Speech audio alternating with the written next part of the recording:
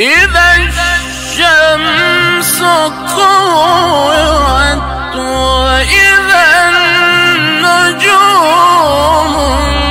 انكدرت وإذا الجبال سيرت وإذا العشار طلت وإذا الوحوش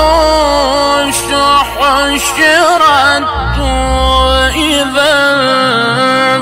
البحار سجرت وإذا